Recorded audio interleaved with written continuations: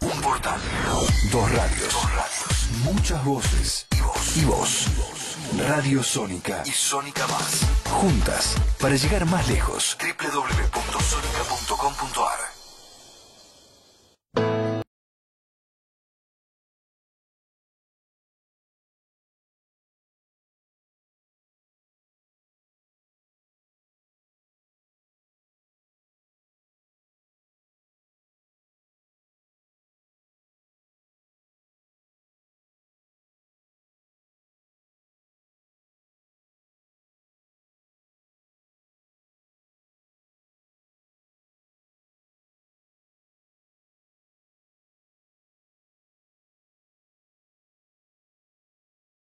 La verdadera historia, luces y sombras de nuestra historia. Estamos aquí en los estudios de Radio Sónica, en la zona de Congreso.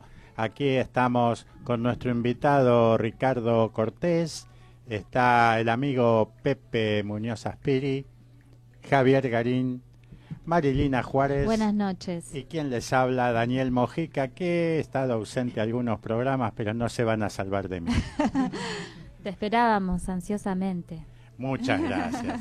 Bueno, el tema que nos toca hoy es apasionante, controvertido y, como siempre acostumbra Luces y Sombras de nuestra historia, a dar las distintas miradas sobre los hechos históricos que atravesamos. Los nazis en la Argentina. ¿Qué tal? Exactamente. Buenas noches. Un tema por demás complejo, controvertido, lleno de ideología, no solo de la ideología nazi, sino de las ideologías imperialistas que siempre han querido desvirtuar sobre todo al peronismo, acusándolo de complicidad con los nazis. Pero hay un montón de cosas que son muy interesantes y poco conocidas, y de algunas de esas cosas vamos a hablar. Por ejemplo, nuestro invitado, que ahora lo va a presentar, Marilina, que ha hecho una investigación sobre la penetración de los capitales alemanes y nazis, algunos de ellos, muchos y no todos, en la Argentina ya desde muchas décadas atrás, ¿no? Sí, vos sabés que de lo que vos decías de la asociación del peronismo con el nazismo, hay mucha bibliografía en Internet, ¿no es cierto?, donde se asocia al peronismo con el nazismo muy caprichosamente. Después hay dos temas comentario. preferidos del canal History Channel. Uno son la influencia de los extraterrestres en la historia, como creadores de las pirámides y demás, cosas todas indudablemente hechas por los extraterrestres, porque los seres humanos somos muy incapaces tontos, de hacerlo. Somos muy tontos para hacer esas cosas, pero por eso tienen que venir en ovnis. Y la otra es la afiliación nazi de Perón, que es un tema favorito de estas series norteamericanas, ¿no? Así es. Bueno, por eso lo tenemos acá Ricardo Cortés, que es profesor de historia recibido en el Joaquín B. González, y nos va a hablar un poco de su tesis de maestría, que trata justamente de lo que decía recién Javier. ¿Cómo fue el impacto de las inversiones de las empresas alemanas en el contexto argentino en la década, específicamente en la década del 30, ¿no? Ricardo, bienvenido. Gracias, buenas noches. Yo primero, referido a lo que ustedes contaban recién, quiero aclarar que justamente una de mis intenciones fue tratar de ver la penetración económica del nazismo en la Argentina y parar antes del peronismo, porque uno entra ahí en un debate interminable, que no sabes con cuánta gente ni lo que estás debatiendo a veces, ¿no es cierto? Lo supera, el peronismo incluso es un tema ya en sí mismo terriblemente complejo. Mezclarlo con los nazis por lo general termina dando un cóctel que no es muy agradable a la lectura de la historia.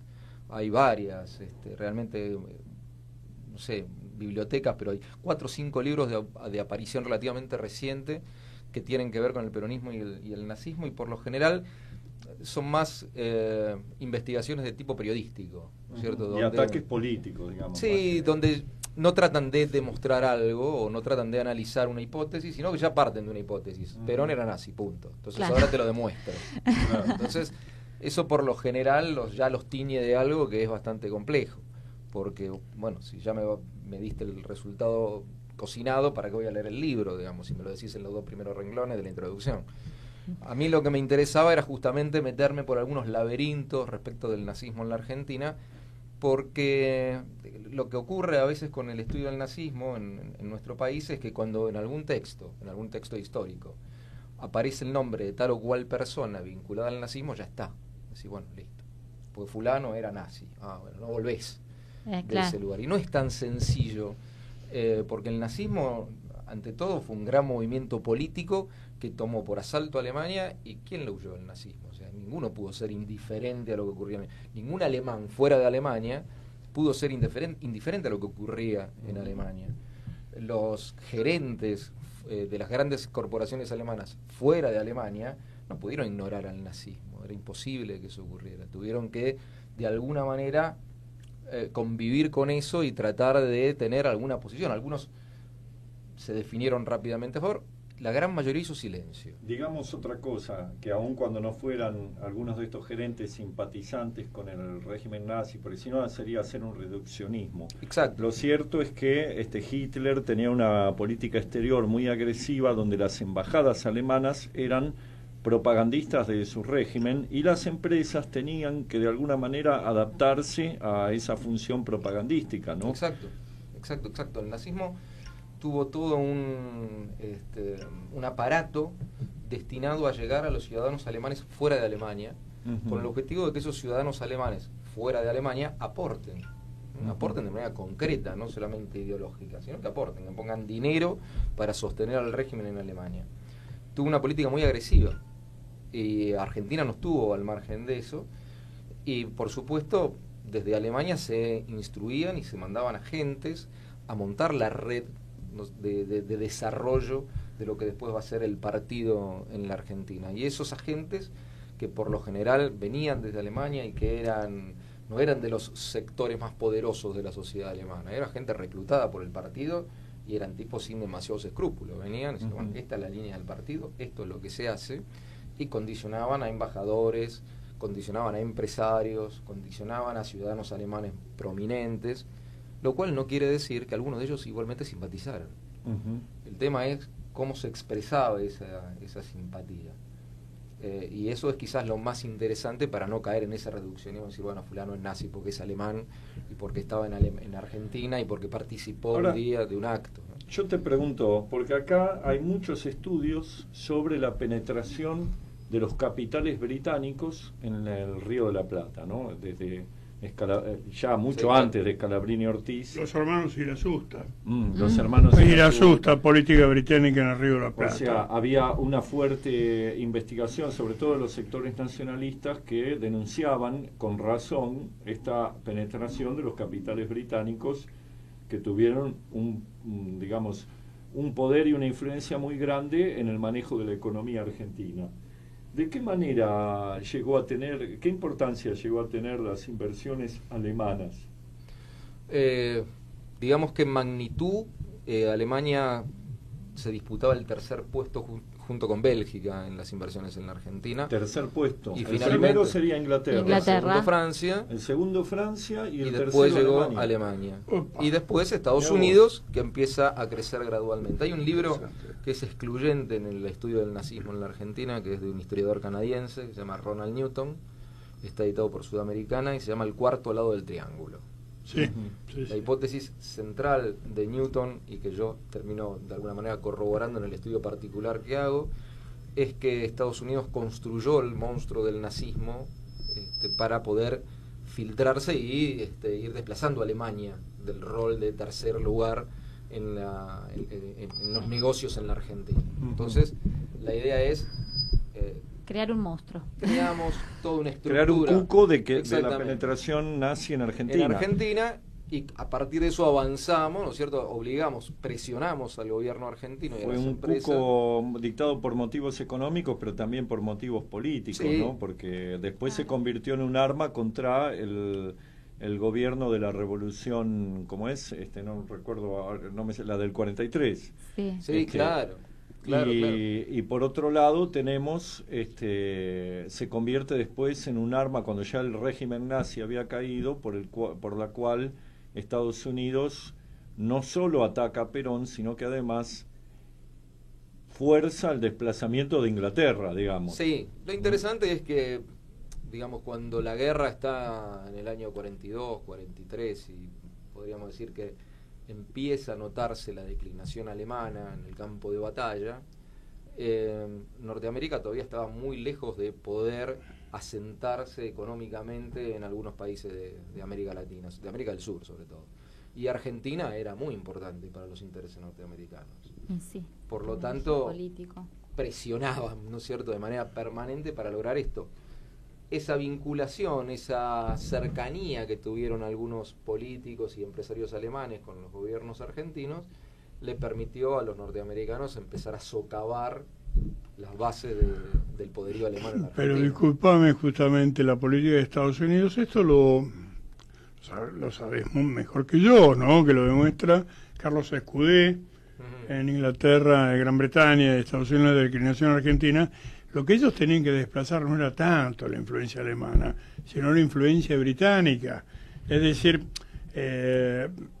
Estados Unidos ya había conseguido su Mare Nostrum, que era toda la cuenca, no solamente del Pacífico, sino del Caribe, pero expandirse hacia el sur. Sí. Y ahí, a partir de Stalingrado, que es la declinación de Alemania, y que se está viendo que justamente va a ceder Gran Bretaña como potencia, ellos se van a hacer. Estoy hablando de los juegos de dominó, que es sí, claro, la política internacional, que lo sigue siendo, ¿no? Sí, ahí, digo, de alguna manera Norteamérica sabía perfectamente que Inglaterra iba a salir muy debilitada. Exacto, entonces caen.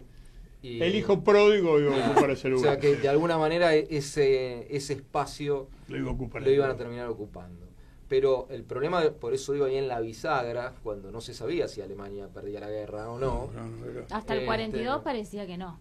Y hasta que Stalingrado. Claro. Sí. Hasta que las tropas alemanas empezaron a retroceder en Rusia, el destino de la guerra era incierto. Ahora, tenemos una influencia económica creciente de Alemania en esos años que no llega a combatir, a poner en riesgo la de Inglaterra, pero que marca una presencia importante.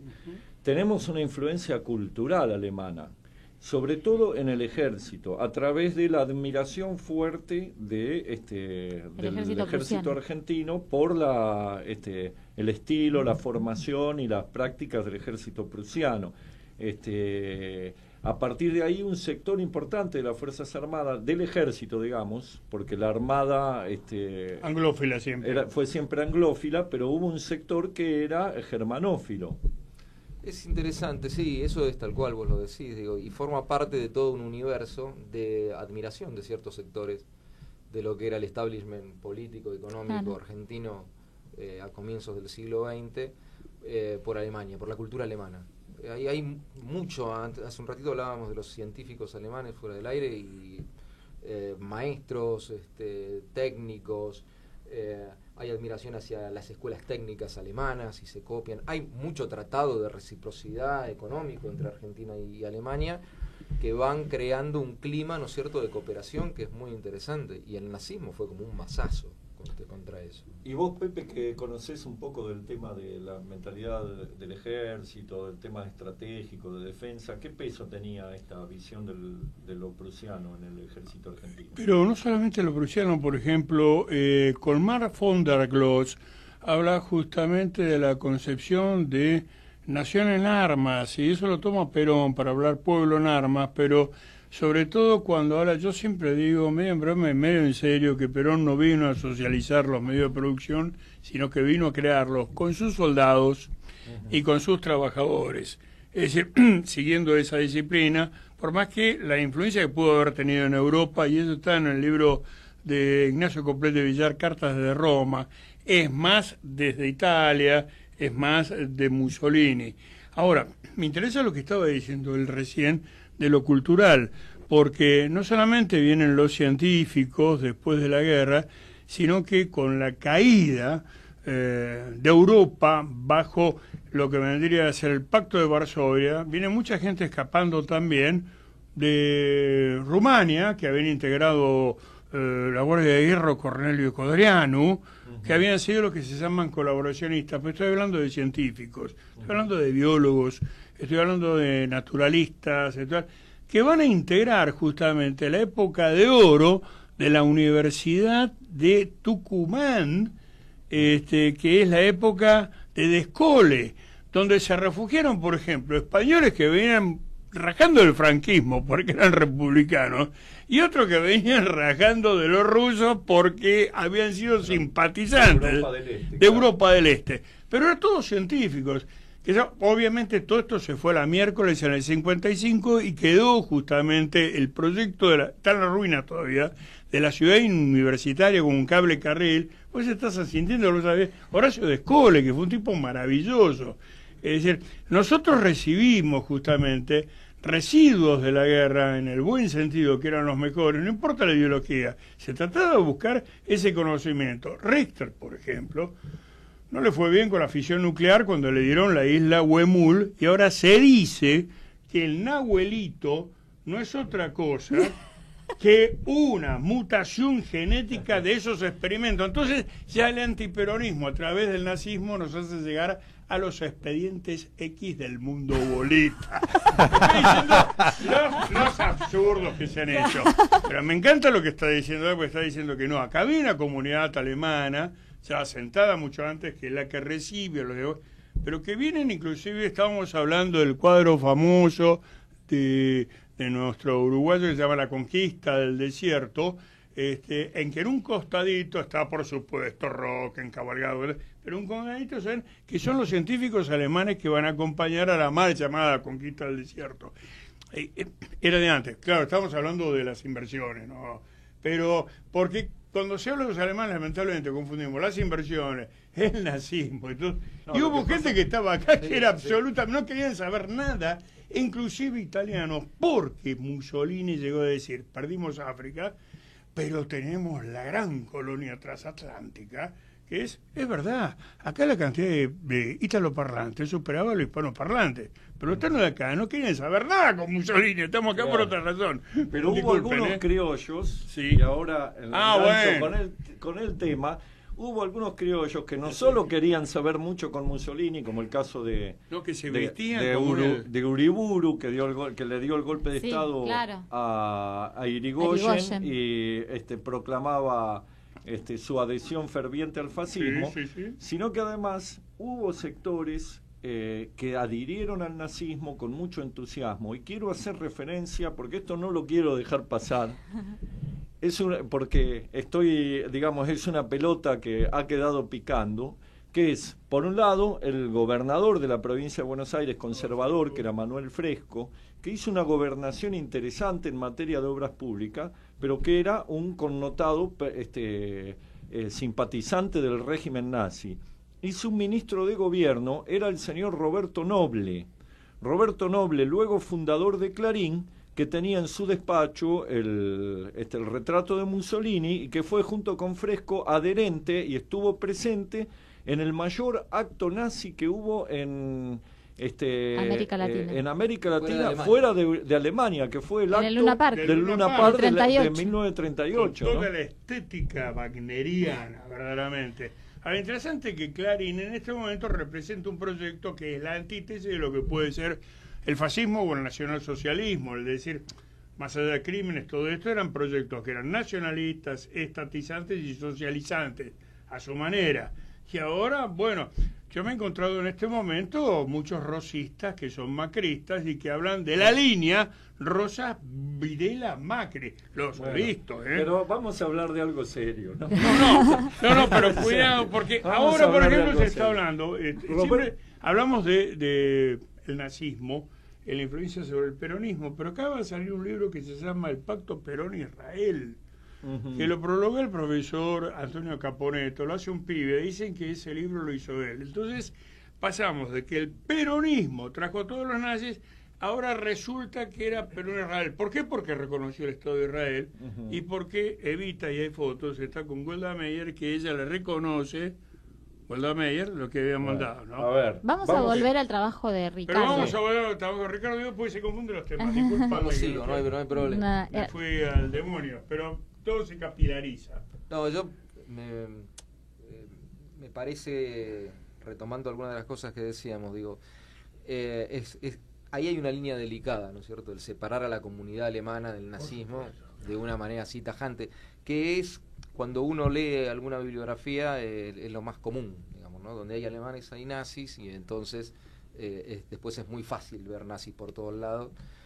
Pero las estructuras del partido en la Argentina son realmente difíciles de seguir. No es tan sencillo dictaminar quién era nazi y quién no era nazi, porque el partido tenía una existencia en la Argentina, pero después fue prohibida. Se crea en la Argentina una comisión en el Congreso de la Nación que se llama Comisión de Actividades Antiargentinas, destinada específicamente a estudiar la penetración nazi en el país, las formas de financiamiento, las asociaciones.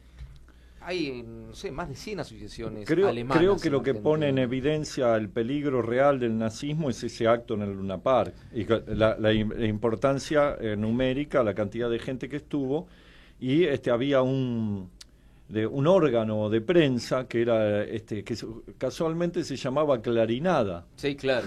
Que era el órgano de prensa del nazismo en la Argentina. Bueno, ¿no? en ese acto uno de los oradores principales era Richard Staudt. Richard Staudt era cónsul de Austria en la Argentina. Y es un personaje terriblemente apasionante. La familia Staudt todavía hoy es muy importante en nuestro país. En ese momento Staudt era un empresario alemán que había fundado una pequeña empresa.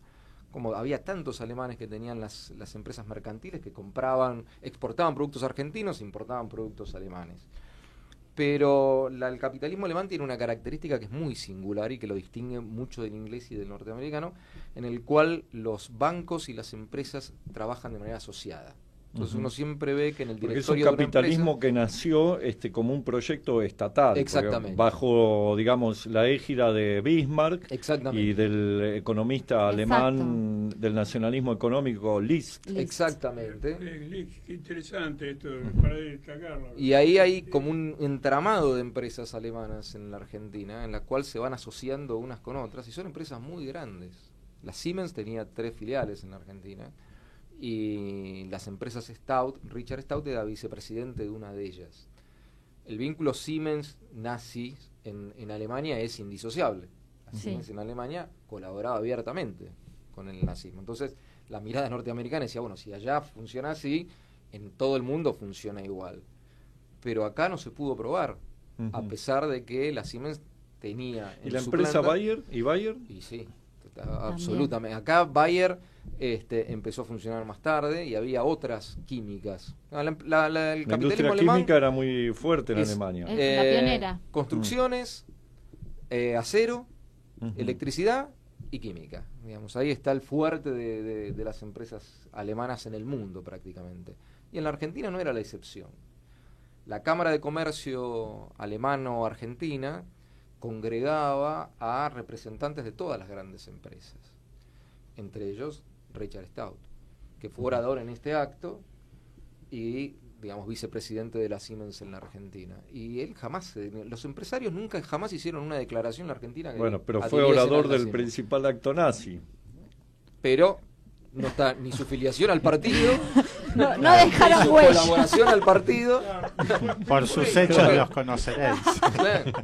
El tema es esto, ¿no es cierto? ¿Qué ocurre cuando el nazismo llega al poder y dice, bueno, en Argentina, a ver, un cónsul, alguien... Y no pongamos a este. Claro. Sí, este tipo es súper influyente. Claro.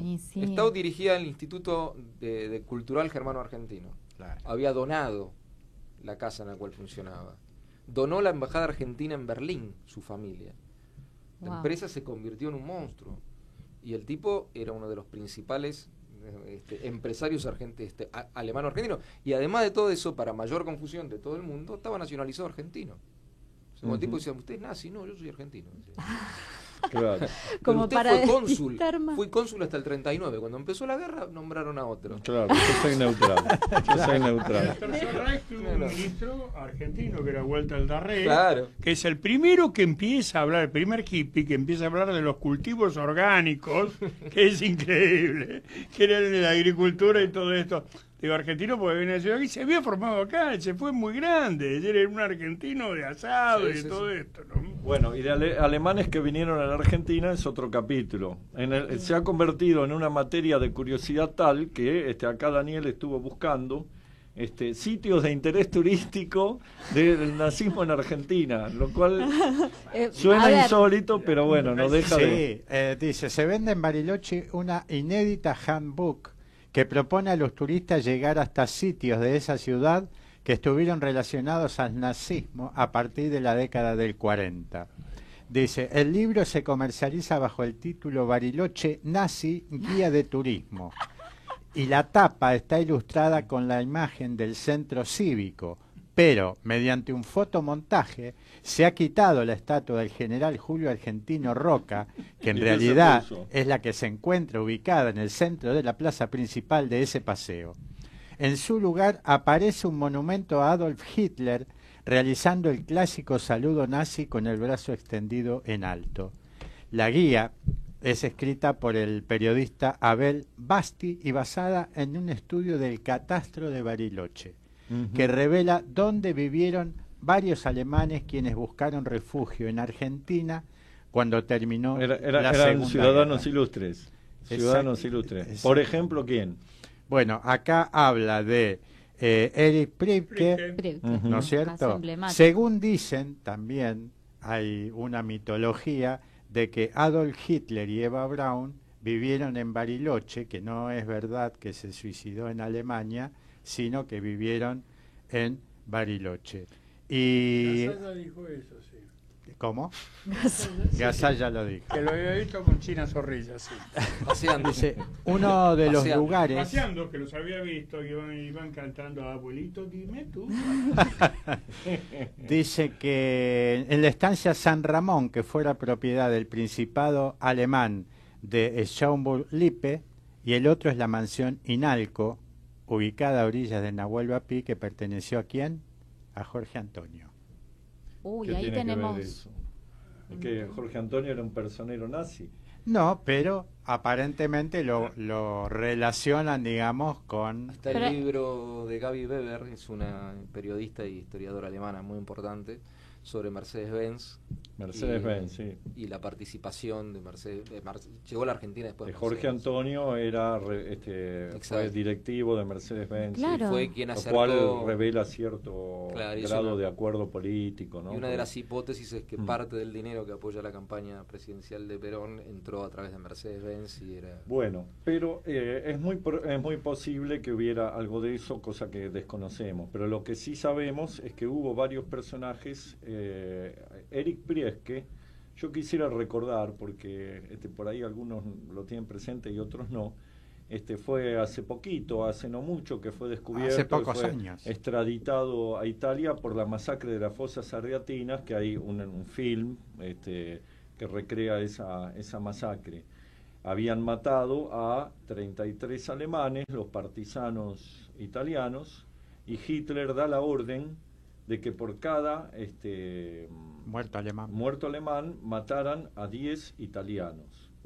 Entonces proceden a secuestrar a un grupo de italianos y los llevan a las Fosas Ardeatinas, donde son fusilados. Pero Priebke en su momento alegaba que él había seguido órdenes, la obediencia debida, la famosa obediencia debida, que es una causal de excusación en todos los códigos penales del mundo, ¿no?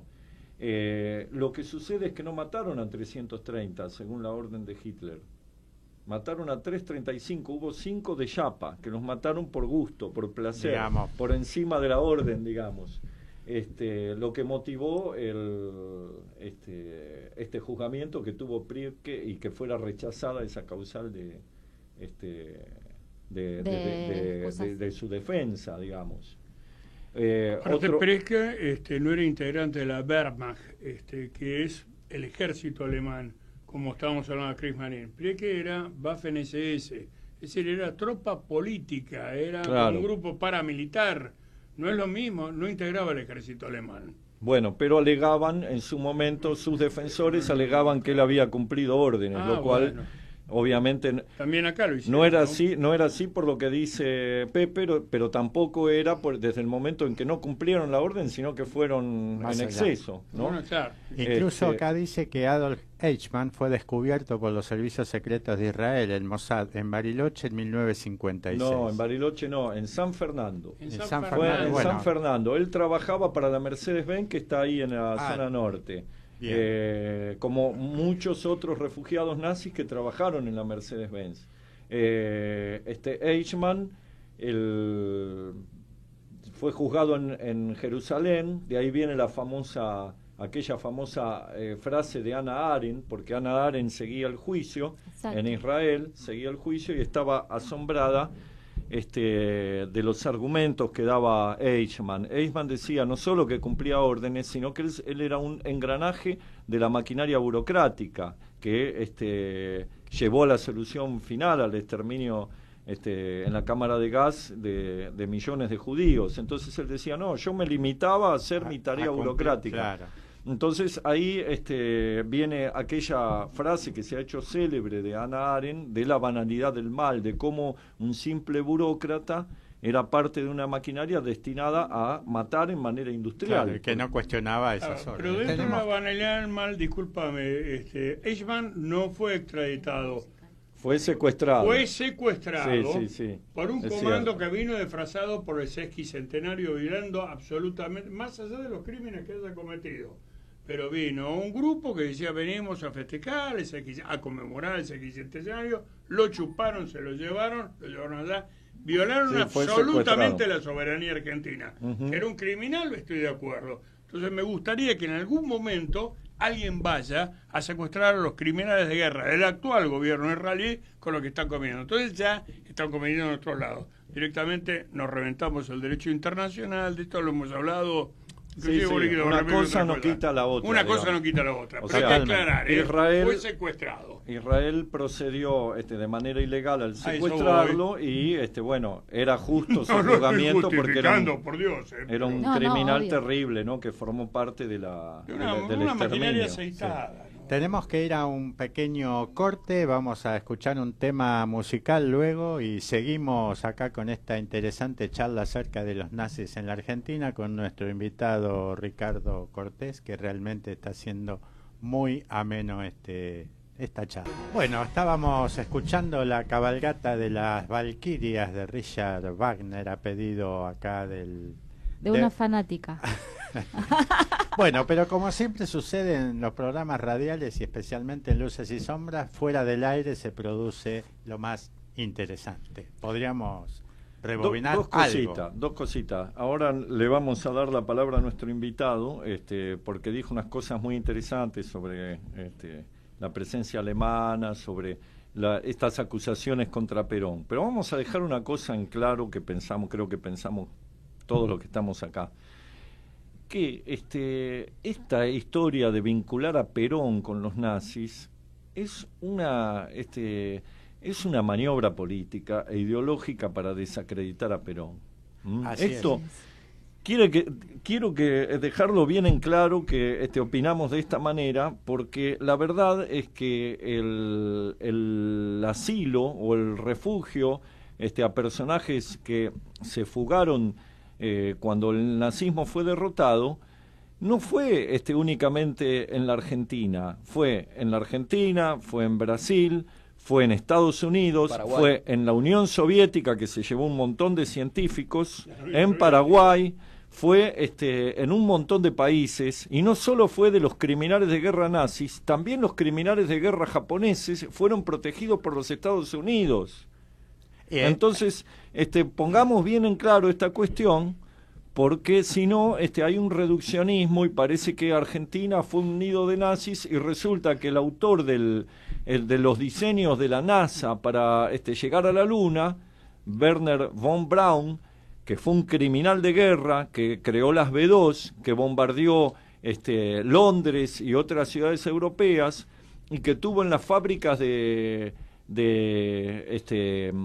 armamentos alemanes trabajando a 20.000 esclavos, 20.000 esclavos trabajando para él. Este señor parece que es un héroe para los norteamericanos y era un criminal de guerra. Hay una película muy linda, y con esto ya termino, muy graciosa, que es el Doctor Insólito de Stanley Kubrick, en donde Peter Sellers hace el papel del que representa a Werner von Braun, que tiene un brazo, ¿cómo diríamos?, mecánico.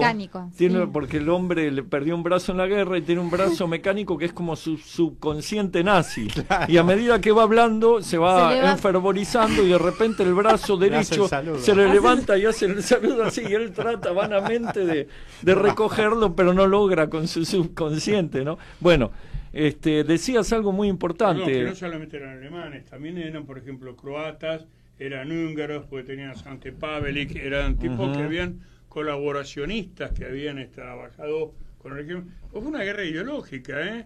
Grandes matanzas de judíos se hicieron en Polonia, grandes pogroms en las repúblicas que ahora integran la ex Unión Yugoslava. Muchos vinieron acá, Ante Pavelic, y estoy tratando de recordar otros más, pero... Sí, algunas de las principales matanzas de judíos se hicieron en Polonia, o sea, fue uno de los lugares donde más terrible fue. Que ahora está saltando, y también se hicieron, por ejemplo, en la Croacia o el bono kosovar. Disculpa, no, está muy bien, digo, ahí es interesante esto porque en 1992 el gobierno de Carlos Menem abre los archivos sobre el nazismo en la Argentina. Y ahí hay una catarata de documentos que ni siquiera todavía han terminado de clasificarse en su totalidad, pero se avanzó muchísimo en el estudio de la llegada de criminales nazis al país. Y ahí también lo que uno ve, digo, es que en la geopolítica de ese momento no había mucha oportunidad para elegir. Digamos. Terminada la guerra, los Estados Unidos prácticamente han intervenido toda Europa, la mitad más rica de Europa. Han avanzado con los juicios de Nuremberg y han decidido también que no pueden juzgar a toda Alemania ni a todos los alemanes que han participado en el nazismo, porque eso es jurídicamente imposible. Entonces lo que comienza a hacer el servicio secreto norteamericano es un seguimiento de alemanes por el mundo, y discrecionalmente saben quiénes están en Argentina, quiénes están en Brasil, quiénes están en Chile, quiénes están en Paraguay, y muchos de ellos, bueno, rehacen su vida sabiendo que están controlados y que no tienen mucho más que hacer. Está siempre ese mito de que se iba de la construcción del Cuarto Reich, de que los alemanes en el exterior conspiraban, pero en realidad desde el punto de vista operativo y no hay nada que pueda probarlo, al menos desde el punto de vista histórico. Yo decía que es muy interesante porque las empresas alemanas que habían tenido mucha presencia en la Argentina, las constructoras sobre todo, construyen una serie, hay una zona en Buenos Aires donde hay mucho edificio construido por los alemanes, y eso en la avenida Corrientes, en realidad serían las cuadras que van desde Florida hasta el Bajo, y Corrientes, Sarmiento y Perón, ahí hay mucha construcción. Hay una dependencia del Ministerio del Interior, que era el Banco Alemán Transatlántico. En el Banco Alemán Transatlántico, parte de la City. Claro. Pero el edificio Comega, el Safico, que están ahí, el gran edificio de la Goethe, hay un edificio Martens. Tilo Martens es un tipo que también ha quedado muy vinculado al nazismo, probado en la Argentina, y se juntaban en los bares de la zona, en un bar que está en la esquina de 25 de Mayo, es ahí, no, es Reconquista. Y Corrientes había un bar donde buena cantidad de exiliados alemanes se juntaban, y ahí les preocupaba mucho personajes como Eichmann o como Mengele, porque eran tipos que eran muy buscados. Y acá la gente que llegó, algunos estaban considerados criminales de guerra y otros no estaban juzgados por crímenes, sino que eran soldados, políticos, oficiales. Quería aportarte algo más, porque está sobre la calle Córdoba y todavía se puede ver un hermoso vitral que es el águila del Kaiser, que se conserva, que es el Círculo Aeronáutico. El Círculo sobre la calle Córdoba era el club alemán. Entonces, cuando viene esa declaración de guerra que le hicimos, entonces se expropia justamente la embajada alemana, que es el actual Palacio de Balcarce, por la familia de Balcarce, Quintana 181, que es el centro oficial de las Fuerzas Armadas, se alquila para casamientos y todo. Y después lo que es actualmente queda por un lado para la calle Córdoba y para ver está atrás el Club Alemán, que es el círculo aeronáutico. Tomando, digo que toda esa zona era directamente como una nueva Suabia, por llamarla así. Las empresas alemanas construían grandes edificios, tenían, digamos, tecnológicamente eran las más desarrolladas en los años 30. Entonces construyeron mucho en esa zona y los capitales alemanes eran importantes. Así que... Y a través del cine se ha contribuido también a construir mucho esta idea del nazismo. Hay varias películas de la época de la guerra o posteriores. Sí, recomiendo una especialmente que la filmó hace poco Lucía Puenzo, la hija del recordado director, que se llama Bacolda o Guacolda, que trata justamente de esto que hablaba recién Ricardo, del ingreso, digamos, de criminales nazis. Trabaja la teoría, digamos, que no fue comprobada, de que Mengele estuvo en Bariloche y que hizo experimentos con con embriones y demás. Está muy buena la película. Eso está dentro de la especulación o de la fantasía, porque eso no está probado. Sí. Pero bueno, habla un poco de esta realidad, digamos, del ingreso de es muy probable que Mengele haya estado en la Argentina, pero no sabemos si estuvo o no en Bariloche. Claro, porque es incomprobable en realidad. Se dice que murió en Brasil después de haber estado en... Pero me estoy acordando otra. ¿Ustedes se acuerdan de estas películas media tontas que ahora para los pibes llamadas X-Men, que son mutantes? Sí. Tipo les salen en el bar. Sí. Comienza así porque dice Villa Gesell, Argentina. ¿Dónde está? Pero está filmado, entonces ahí me viví que cuando yo voy a Villa Gesell estoy drogado, porque es una zona de lagos, de montaña, ¿no? Entonces está filmado en Bariloche, ponen Villa Gesell, Argentina, y ahí aparece todo esto.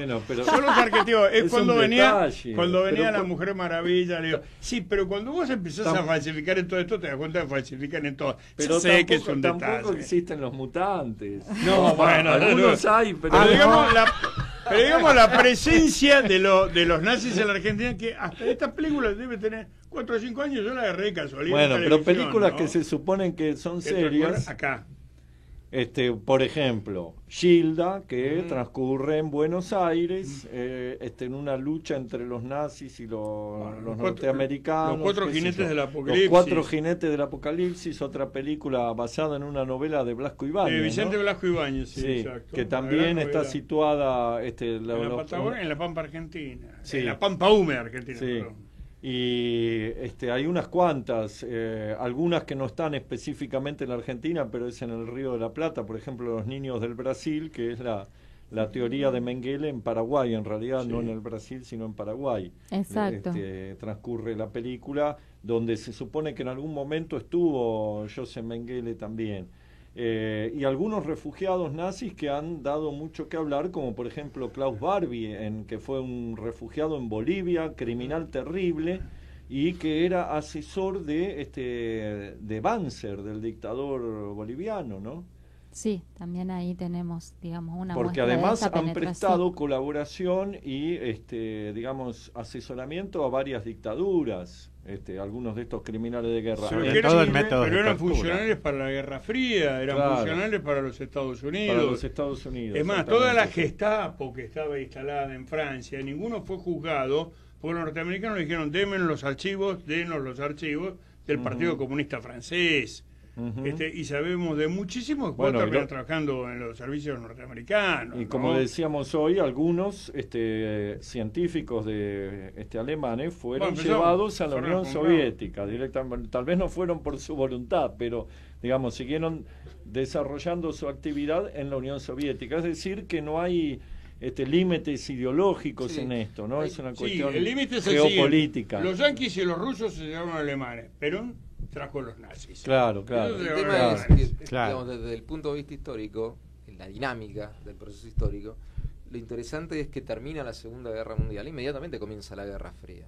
Entonces, para los intereses norteamericanos, el nazismo pasó rápido. Claro, ya era el pasado. Ahora era la lucha con la Unión Soviética. Nos preocupa otra cosa, digamos. En ese caso es emblemática la figura de Franco en España. Franco, vos sos aliado de Hitler. Hasta que, vos sos anticomunista. Entonces era neutral, ya no era más aliado de Hitler, era neutral. Eso tiene que ver con una lógica geopolítica que es lo que le permite a Estados Unidos adquirir su hegemonía, haber derrotado a Alemania en la guerra, haber podido arrastrar bajo su ala a buena parte de Europa occidental y haber construido un esquema de poder donde ahora el enemigo a vencer era otro. Entonces, Una pregunta, sí. ¿La derrota de Alemania no fue a mano de los rusos en Stalingrado?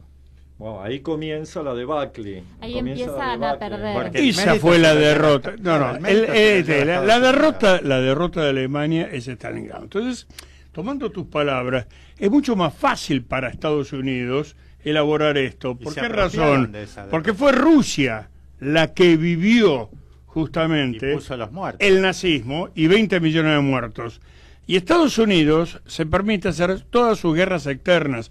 El único que invadió Estados Unidos, la población de Colombo, fue Pancho Villa. Estados Unidos nunca tuvo su propio territorio. Salvo la No guerra de vivieron. secesión, que en donde Eso fue interna, viejo. Una guerra estaba interna. metido Inglaterra. Bueno, Macanudo, se mataron con un tenedor, pero no es que fueron los mexicanos o fueron los argentinos a bombardearlo o llegaron los rusos con un submarino. No, no, no. Estamos hablando de lo que significa Rusia, no hablo de la Unión Soviética, país que fue invadido por la Gran Armée francesa y después por estos tipos, por los alemanes. Entonces es diferente la concepción en la Guerra Fría que pueden tener ellos. Podía elevar perfectamente, y sobre todo Estados Unidos teniendo un componente, ya que trae la guerra de secesión, con el Ku Klux Klan y todo esto, que no le es tan desagradable el nazismo. Claro. Totalmente. Hay que aclarar algo que yo creo que también es importante en cuanto al antisemitismo. El antisemitismo tampoco es un invento alemán ni del nazismo. Francés. Está presente, claro, el periódico Acción Francesa, creo que se llama. De Eh, Charles Maurras, Exacto. que fue gran nacionalista francés que fue colaboracionista de los nazis. O sea, Ahí fíjense está. qué nacionalista que era. Colaboró con los que invadieron su país, ¿no? Bueno, pero él estaba en la etapa continentalista de Perón. bueno. Él hablaba de una Europa unida. No, guarda que parece un bolinazi y te va a decir una cosa así. Sí, Pero esto es sí. importante aclararlo, porque Los uno- nacionalistas argentinos, algunos admiran mucho a Charles Maurras, Maurras. que fue un tipo que fue traidor a su patria, fue traidor. Pero eso Pero contrasentido se dan. Estamos... Sí. Bueno, esto es importante aclararlo porque mucha gente asocia el antisemitismo al nazismo, que sí, obviamente hubo un proceso de radicalización del antisemitismo en el país y Pero todo, los teóricos pero que no es franceses- privativo de Alemania, sino que estaba presente ya en muchos países Los teóricos europeos. fueron franceses, de lo cual no se hacen cargo, y por eso inventan toda esta cuestión del maquis, que si existió el maquis, eran republicanos españoles que estaban peleando ahí. La mitad de Francia fue colaboracionista. Ujú, Entonces, es cierto. ahora Esto hay que hay un decir. revisionismo también entre ellos. Pues el revisionismo no es solamente nuestro, y cuando estoy hablando de revisionismo no estoy hablando Bueno, de rosismo. a ver, ya que hablamos de el nazismo en Argentina, veamos las responsabilidades europeas. Primero, la de Inglaterra, Chamberlain negociando con Hitler hasta el último momento, hasta la invasión de Polonia. El caso de Francia, donde hubo, como bien señalaba Pepe, un sector importante de la población francesa que simpatizaba con los nazis y Sí. colaboró. Pierre Laval, la República de Vichy. La República de Vichy, que fue colaboracionista, donde un héroe de la Primera Guerra Mundial, nada más que Pétain. el mariscal Pétain, que era como después fue de Gaulle, digamos, el héroe de la Primera Guerra Mundial, se convirtió en colaboracionista de los nazis. En el caso de Estados Unidos, bueno, no se quería meter en la guerra ni consideraba importante combatir a los nazis hasta que vio la oportunidad de hacerlo y de sacar un buen negocio.